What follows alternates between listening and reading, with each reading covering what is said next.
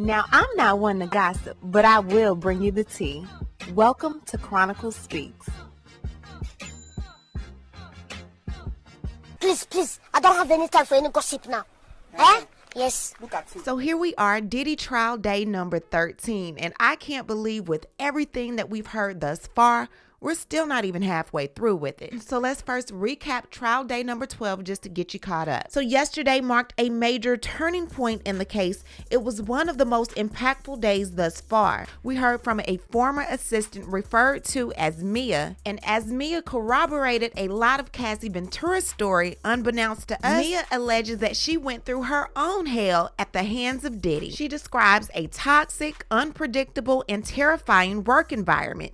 She said she witnessed Combs abused his then girlfriend Cassie Ventura and shared her own traumatic experiences. Now, according to prosecutors, Diddy used his business and influence to cover up years of alleged abuse, accusations that include trafficking, coercion, and violence. Now, he's pleaded not guilty to 5 serious charges, including racketeering and trafficking. If convicted, he could face life in prison. Now, Mia testified that just months after starting her job, she joined Combs for his 40th birthday at a hotel penthouse. She said he gave her vodka shots and then suddenly kissed her. And in so many words, Combs took advantage. She said she froze. She couldn't process what was happening. This is just one of many SA incidents that Mia described going through yesterday at the hands of Sean P. Diddy Combs. She also described times when Combs would become enraged and physically violent. She said he threw things at me. He threw me against the wall. He threw me into the pool. At one point, she said he hurled a bowl of spaghetti, and he also took her phone and even threw a computer at her. Mia testified that while at the office, Combs once borrowed her phone, refused to return it, and threatened to use anything incriminating in the phone against her. Many believe that Mia's testimony is a major asset to the prosecution's RICO case against Diddy because it supports the claims that he operated an ongoing criminal enterprise through his businesses and inner circle. She described a constant pattern of abuse, including assault, forced drug use, intimidation, and physical violence that took place while she was employed by Combs. In short, Mia's testimony helps paint the picture that Diddy ran a criminal enterprise, not just as a celebrity or abuser, but as someone allegedly using his power, employees, and businesses to facilitate and hide his crimes, which is the very heart of what RICO is designed to prosecute. So without further ado, let's get into trial day number 13. But before we do that, please be sure to subscribe to this channel and hit the bell for notifications so you don't miss out on any news regarding this case and so much more. Now let's get back into it. So to start the day off, Diddy's lead attorney, Mark Agnifilo, said that he's had issues contacting his client, Sean P. Diddy Combs, who has apparently run out of phone minutes at the Brooklyn jail where he is currently being held. The judge indicated that he will work to resolve any communication issues, including transporting Combs to court earlier in the morning to allow for more face time with the legal team. Okay, so starting court today, Combs' attorney Shapiro says, "We don't know if the escort traveled to New York, that they actually went to the London hotel." Prosecution says, "We discussed." Shapiro says the government can make an argument that an inference can be made. Judge says, "Fair, Ms. Comey?" Ms. Comey with the prosecutor's office says, "Okay, title's out. We have records like go to room so-and-so in the hotel. We can remove the header. We will show that the escort was going to the hotel where there was a reservation under the name Frank Black." Judge says, "And this one?" Prosecution says it's escort Jules Theodore. Shapiro says, "We'll take whatever the court gives us." Judge says, "Anything else on summary exhibits? We're running into the jury's time. Let's get started. Can we have Mia back?" The witness enters. All rise. Ms. Miser, you may proceed. Ms. Miser says, "Did you call the other employee's family?" "Yes, I was surrounded by them, and everyone referred to each other that way." "You dated an employee?" "Yes, Matt, the sound engineer." "Were you and Matt able to hang out together normally?" "No, we had an apartment together in New York, but we were rarely there at the same time." "Why did you go to South Africa?" "Puff told me to accompany Cassie. She was shooting a movie." "What happened there?" Cass had caught Puff cheating on her with Gina. She was devastated. What were her interactions with Mr. Combs? They were on the phone. He was in Miami. Then she stopped answering the calls. Okay, I'll read the blue messages from KK, Christina Coram, and you read the gray. That's from you. She wrote, PD wants to talk to you. Who's that? Puff. Okay, and then it says audio call not completed. I wasn't answering the calls, but I spoke with Puff. He threatened to unalive me. What else did he threaten you with? He said he was firing me. He said I had to leave and fly back, and he threatened to unalive me. Miss Coram wrote, I need to talk to her. Not sure what to do. He needs you to call him now, or you don't have a job. How did that make you feel? Terrified and really, really sad. Did you accept KK's calls? No, I texted her back that I had been asleep. It sucks to wake up like this every morning. I'm being shitted on from both sides. I'm in an effed up spot. And what was KK's answer? She wrote, can you call me when you get a chance? I wrote, I'm having anxiety attacks and night fears. About who? Puff. Who are these WhatsApps with? Puff, I screenshot them. I've had other phones since. What did Mr. Combs write? If you don't call me in 2 minutes, I'm going to tell everything. You're fired. FABC and their lawyers. Let's go to war. What do you think he meant by tell everything? He tell Cassie about the essay. What do you think he meant by FABC? I had written a show based on my life as an assistant. It hit the press, the most I ever got. He was threatening to take that away. Did the show ever air? No. What did he write? Call me now. Call me now. Now. Then don't ever call me again. I wrote back that I had been asleep. Is that the end of the screenshots? Yes. What's this? My email to Puff, then KK. What did you write? I'm really sorry, Puff. You know I love you, smiley face. I paid for my own flight. It will cost to change it. I'm sorry to ask for the money. I'm sorry. I want to make sure you are good. At the end of the day, regardless, I love you. Why did you send this? He told me to return. Then he told me to stay. I couldn't afford my change fees. I told him, Cece says she really needs me right now. But of course, I'll do whatever you want. I love you. Who's Cece? Cass. Why did you write that? Because I worked for him. To him, that's all that mattered. Why did you CC Christina Coram? Because I needed an answer. I was in limbo. When you got back from South Africa, where did you work? The LA office. And during that time, did you have less access to Mr. Combs? Much less. Did it make your job easier or harder?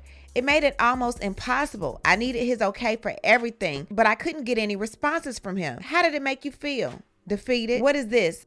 A note from HR to me. What was the date? March 31st, 2011. Judge says, Ms. Miser, can we take the document down? I think it needs further redaction.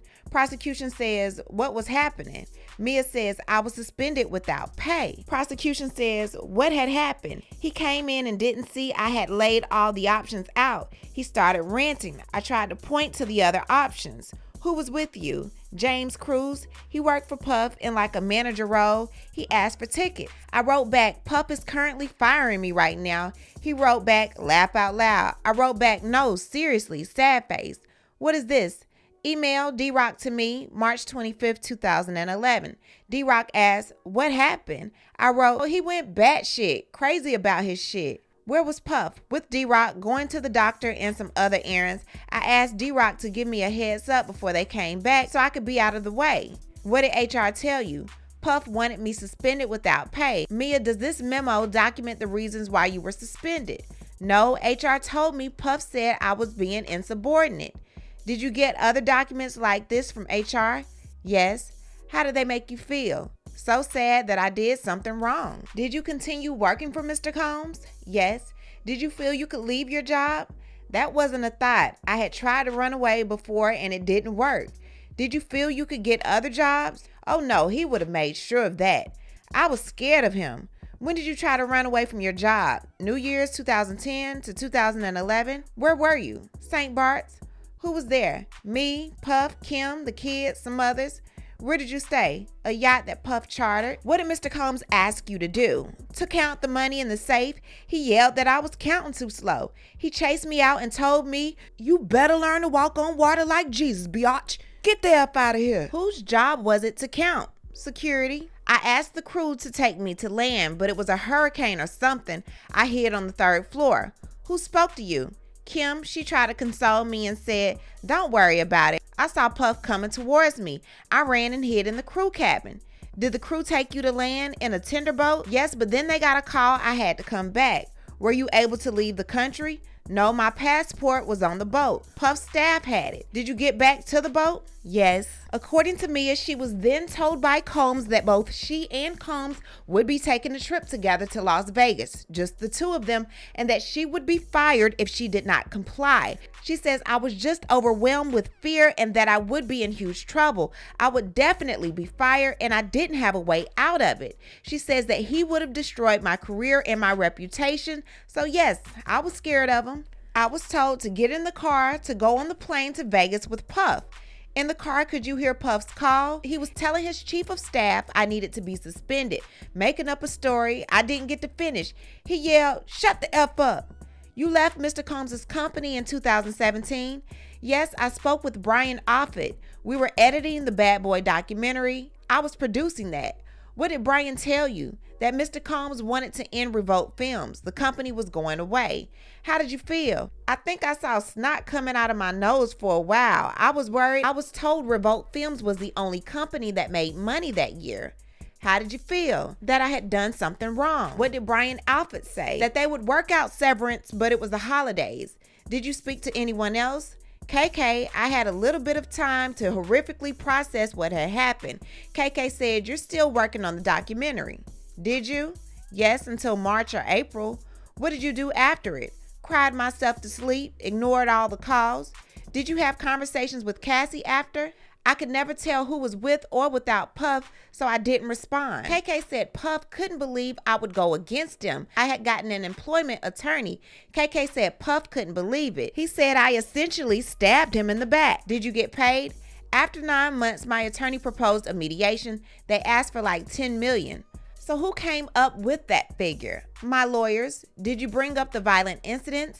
A few of them. I feel that I was doing something horrible. I was breaking the idea of confidentiality, telling secrets. I felt wrong and shameful. Did you bring up the essay? Oh no, I was going to die with that. How much did you receive? $200,000. My lawyers got that much too. What was it for? Bonuses I hadn't been paid and out of pocket? According to Mia, her attorneys advised her to file for a settlement given the extent of the abuse she experienced under Combs. Would you return the money to have this never happen? Brian still says objection. Overruled. Oh, absolutely. Do you have any other lawsuits against Mr. Combs? No. Did you contact Mr. Combs again? When Kim died and when Andre Harrell died?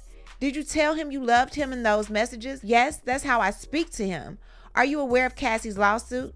Yes, November 2023. Have you spoken with Cassie since the suit? Yes, we talk a lot. Then not. We both hide from our phones in the depression thing. Then a few days ago, just personal stuff and I love yous. Did you speak about your testimonies? Oh no. After the suit in November 2023, did anyone contact you? Yes, D-Rock. He was like my big brother. He said, how are you? What did you respond? D-Rock. Why all the exclamation points? Because I love exclamation points and D-Rock. Mia says I understood D-Rock was no longer with Puff and he and his wife had a restaurant in the Poconos. He wrote, I'm about to call you. What date? Mia says November 30th, 2023. Did D-Rock call you? Yes. What happened on that call? Objection, says Steele. Ask again, says judge. What did he say? Overruled, says the judge. He started with personal stuff. Then he said the news is crazy. It wasn't like that. It was normal fighting. Prosecution says, was it? Mia says, absolutely not. D-Rock said, Puff misses you. He implied everyone agreed. I immediately thought, oh my God. Steele says, objection. Grounds, says judge. Non-responsive, says Steele. Judge says, come on, y'all. Time for a sidebar. Okay, so they're back. Prosecution says, where did D-Rock say he was? That he just landed in Miami. He was going to be at Puff's. He was going to take care of Christian. D-Rock said, maybe you could say something. How did you respond? I pretended I'd talk to Puff. Did you want to? No, I was scared. He called me right after D-Rock. How did you react? I threw my phone behind the couch and ran out. Why? It was just so triggering. Did you hear from D-Rock again? Yes. What did D-Rock write? That your boy doesn't want you to do anything, just talk. I didn't want to. I was just I just wanted it to go away. What then did D-Rock write to you? He wrote, I can't believe you're not hitting me back. It was February 22nd, 2024. I knew he wouldn't stop, so I wrote back, I was scuba diving all day. I didn't have my phone on the boat. Was that true? No, I told D-Rock I called Puff, but there was no answer. I wanted to play neutral. D-Rock said, how can I send you something? What did you think he meant? Money? I said, no, I'm always ready to help y'all out. He wrote, I'm allowed to send my sister a gift. Diddy? No. What did you think D-Rock was trying to do? Find out for Puff if I was a threat. Did Mr. Combs text you in February 2024? Yes, he said, call me when you have 10 minutes, love. And this one, February 7th, 2024, he said, you were my right hand for years, so I just needed to speak to you to remember who was even around me. And it would be good to hear your voice, but if you don't want to, all good. Just let me know, love. He signed off with heart emojis and praying hands. Did you respond? No. I didn't want anything to do with him. He was the person I was traumatized by. Was that his last message? I think so. I got some objection, says Steele. Sustained. Do you work now? No, I suffer from complex PTSD. Sidebar, says the judge. Prosecutor says, what are your symptoms? Misinterpreting emails. Someone calls my name from across the room. All the feelings of getting in trouble flooding back. I triple guessed myself. Who caused it? Puff. Judge says, break. Okay, so now we're back from break. The judge says, Mr. Steele, you can put the binders on the jurors' chairs. Ms. Miser, do you have any objections? There's an exhibit we are requesting hearsay redactions to. We can hash it out. Judge says, put the binders on the chairs. All rise. Cross-examination now done by Brian Steele. Because of Sean Combs, you suffer a great deal, right? Yes. Just seeing him call your number made you throw your phone. True? True. He made you do things that are unthinkable. Yes. Making you sleep in the room with a lock and coming in and violating you in the most unthinkable way. True? True. You said that Sean Combs' conduct was the worst thing that ever happened to you, right? Yes.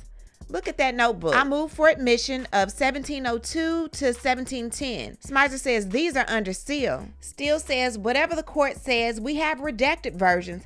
Mia, this is your social media post by you in 2013.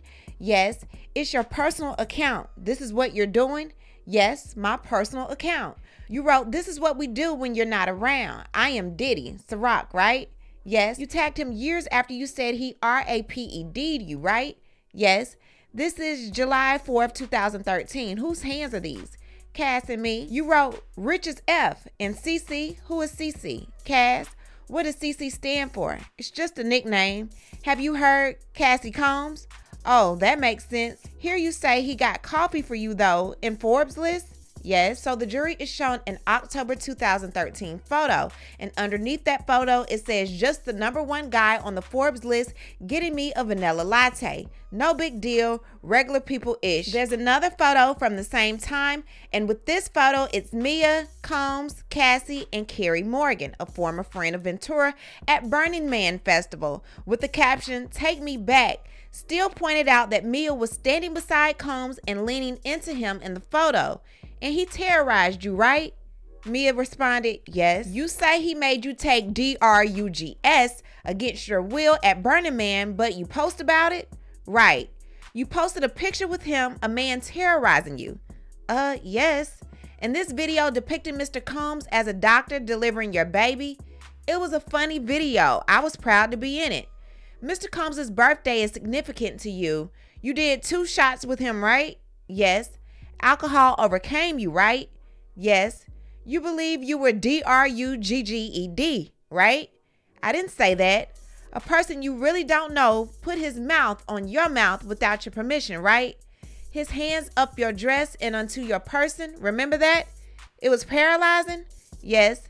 You wake up in a chair. You told the jury that, right? I did. But this message and this one, another same day posting the anniversary of you being essayed by Mr. Combs, according to your testimony, I didn't celebrate it as an anniversary of that, but his birthday. What did you write? Thank you for giving me an extended family for life. You're effing funny. I love you. You're in a tutu next to Mr. Combs, right? Yes.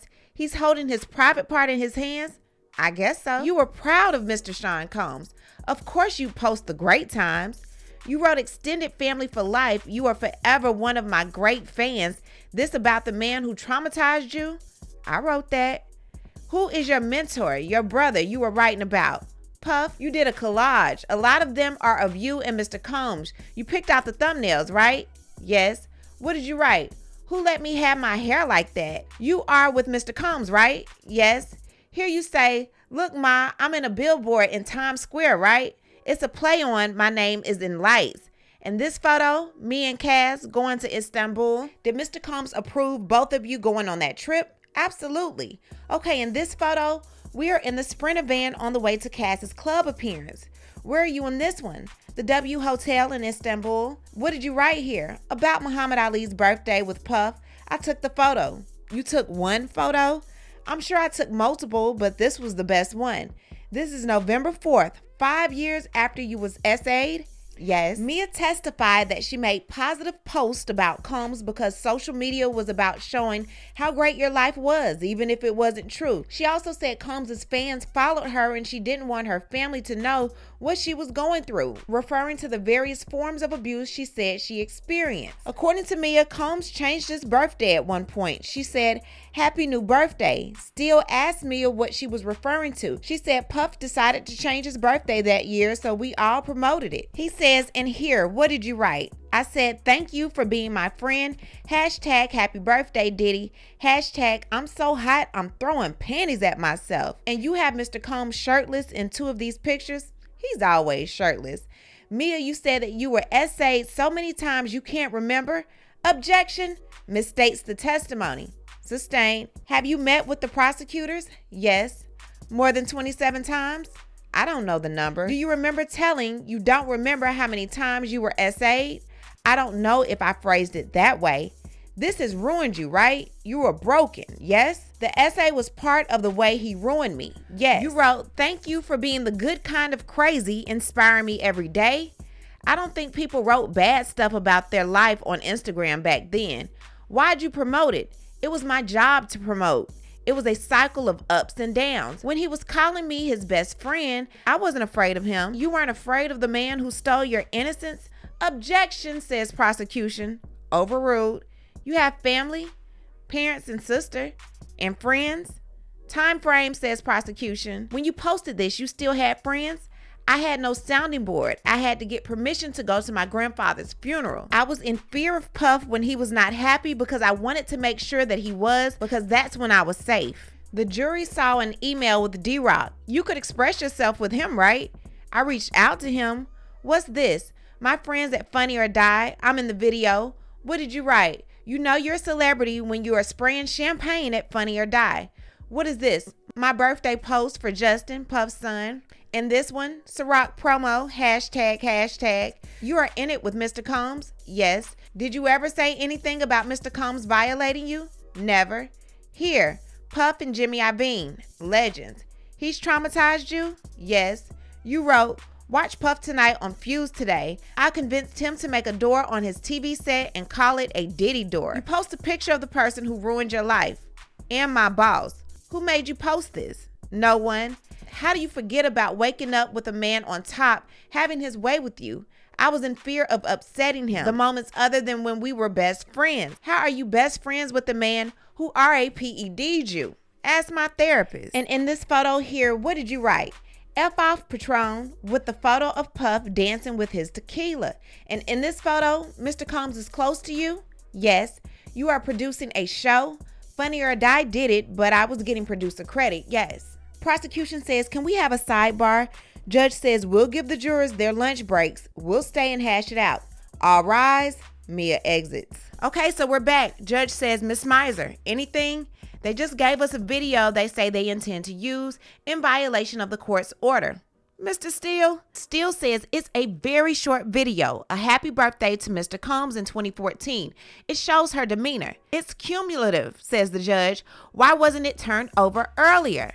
I only got it last night. It's video and audio. The court should know I gave over impeachment days ago. I don't do that. I know the court doesn't know me.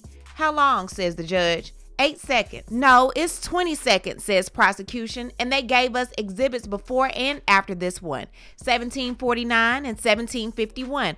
I don't know why they withheld this one. Judge says, I don't understand what you just said. When did you decide to use it? Yesterday. Judge said 1750 is excluded. Shapiro says, I understand it's 30 seconds. It shows her different than how she's presented herself here.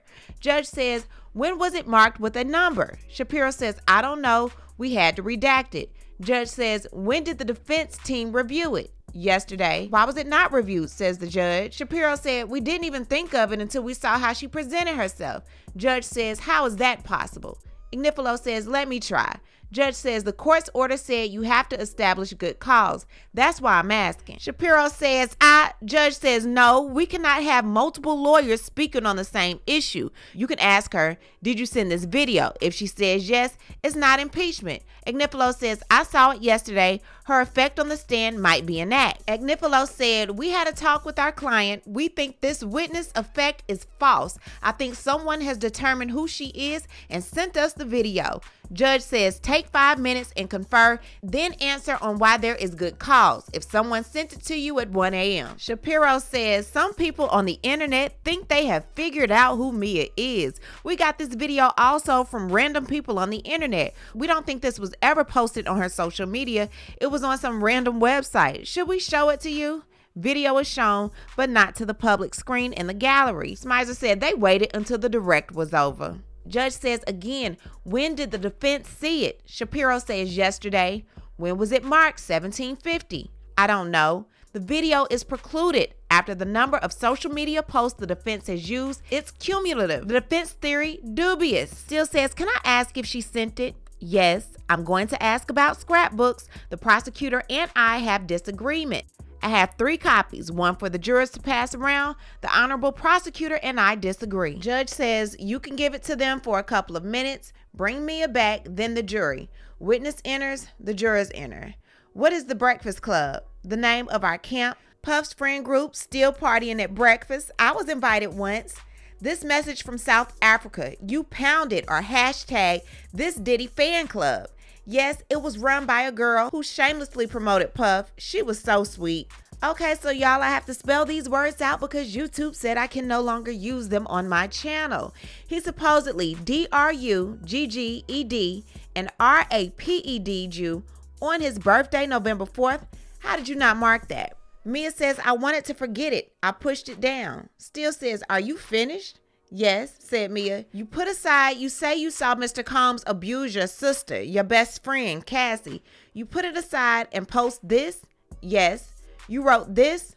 Puff at iHeart. Okay, Mia, what were you doing here? Promoting Puff's appearance on Blackish. It's a comedy show. Were you aware of the Me Too movement? It was a great movement. Yes. What are these? Me and Puff at Burning Man, then on Blackish. You love Miss Ventura. You meant every word on your social media account? I didn't mean every word on my social media account, but yes, I do love Cass. What's this? A pop-up shop for D-Rock's brand, Invisible Bully. You promoted Mr. Combs? Yes. You're saying this is not how you felt? Objection. Argumentative. Sustained. How about the you are the best unicorn rock star alien? I was just trying to say he was unique. Still says, why did you need someone else saying that it was wrong of Mr. Combs to make you feel like he wanted to unalive you? She said she has logic brain and a trauma brain, and the trauma brain often wins. Eventually it becomes normalized and you're just trying to get back to the good. You make excuses for people. I'm a people pleaser. I'm an empath. I'm a rule follower. I just wanted to do my best and make everybody happy all the time. So I tend to take a lot more than normal people. I don't know how to explain that. I don't know if I should apologize for that. I forgive people all the time for things. Who are the people in this photo? Mama Combs, Christian, D-Rock, Fahim, Tron. During these IDs, Combs is whispering to Ignifilo. You worked through March of 2017? Yes, it was confusing. On December 6, 2016, you were notified. I was getting mixed messages. What was this? I was promoting the Bad Boy reunion tour I was doing the documentary on. I'm going to show you something. DX 1700. I remember this. You did this? It was nice of me. You made this and gave it to Mr. Combs? Yes. What did you write at the top? Puff, sometimes life goes at catastrophic speed. I hope on this day, I hope you can sit back and consider I made this book of articles from 1991 to now. So currently, Mia is reviewing a scrapbook she made for Combs. Still says, did you mean those words? Yes, he said to me, I used to look at the world the way you do, but now I've done everything. It was sad. The man you say has ruined your life? I can tell you what my therapist has said. Still said, how could you do this? Mia said, it's called psychological abuse. No one did anything. Mia says, I was young and manipulated and eager to survive. I'm unraveling a lot of this now in therapy. Nobody was there to say these things that were happening were wrong. There was nobody around us that ever even flinched at his behavior. I was always in trouble. I was always just trying to find my way not to be in trouble. Still says, what could be more terrible? Prosecution says, objection. Judge says, sustained. Mia says there are textbooks out there. It's called an abusive relationship. Still says, but you were not dating Mr. Combs. Abusive relationships are not limited to that. There were no streamlined documentaries about this. No one flinched at his behavior. Judge says, sidebar. Okay, so now they're back from sidebar. Still says, where is it that you confronted him and you said, you have violated me sexually or otherwise? And he said, I need your help. Objection, says the prosecution. Overruled, says the judge. After St. Bart's, I confronted him about his behavior, not the other thing. You told Cassie she's a superstar and should get the money. I don't remember that. Still says, Mr. Combs never had unwanted, non-consensual, forcible essay with you. Isn't that true? Isn't it true it did not happen as many times as you just said? What I said in this courtroom is true. I have not lied to anyone at all. Why did you make him the scrapbook? You could talk to an expert about essay. Could we hand the scrapbook to the jurors? Take a brief look for a couple of minutes. Okay, so the scrapbook is passed around. Still says, Mia, let me ask you, how did you make this scrapbook? I researched and reached out for archives. Archives in a library? No, in his company. But you did all the work? I did. Mia states that she printed out articles, highlighted Combs' name, and put them in chronological order in the scrapbook to mark his 45th birthday in 2014. Did you make Mr. Combs a birthday video? I put one together. I asked people if they wanted to send in a video. I want to ask you about the last 4 digits. Then he starts reading them out. Prosecution says, objection. Judge says, just ask her if she recognizes the number. I do. Let's read the messages. I'll be KK. My life is over. I might as well. And still as KK says, call me back or I'm calling your parents. Mia says, F, I'm so sorry. I'm with Laura Gomez. Still continues reading as KK. I'm not going to say it. Effing tell you. You are. Mia says the pain hurts so effing bad. Still says, who is Laura Gomez? Mia says she was in HR at Combs' Enterprise. Still says, you start, I'm going to unalive myself. My life is over. Yes. Still says, you could have quit. I didn't see it that way. Why? There's a pretty long psychological explanation. I was around 24 hours a day. This is all I knew. Why weren't you happy to be severed? Isn't that great? Not then. Still says, Your Honor. Judge says, we'll let the jury leave for the weekend. Don't read anything about the case. Have your notifications turned off. All rise for the jury. Mia, we'll see you Monday. Mia leaves. From what you know about Diddy, Puffy, as you call him, Sean Combs, do you think that he will want to testify in his own defense?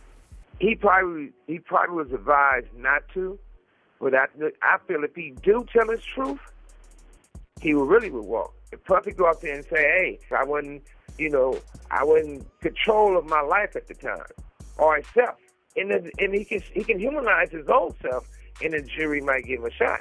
But if they keep him sitting down, it's like he's scared to face the music. Okay, so I also want to talk to you about Diddy and Trump. So in a recent interview, President Donald Trump did not rule out the possibility of pardoning Sean P. Diddy Combs if he's convicted in the federal trafficking charges. His exact words were, I haven't seen him. I haven't spoken to him in years. He used to really like me a lot, but I think when I ran for politics, that relationship busted up, but I read some little bit nasty statements. Trump concluded I would certainly look look at the facts, if I think someone was mistreated, whether they like me or don't like me, it wouldn't have any impact on me. So I don't know. What does it sound like to y'all? Is he looking out for the cookout when it comes to Diddy, or is Diddy screwed? That was a lot. What I need to do is hear from you. What do you think about what Mia had to say, what Suge Knight said about Diddy actually testifying on his own behalf, and what President Trump said about possibly pardoning Diddy if he is convicted? Leave a comment and you know how we do. We'll talk about it down below. Talk to you guys later. Bye. Thanks for watching, but before you go, don't forget to subscribe to this channel, like this video, and hit the bell so you don't miss out on any of my new episodes.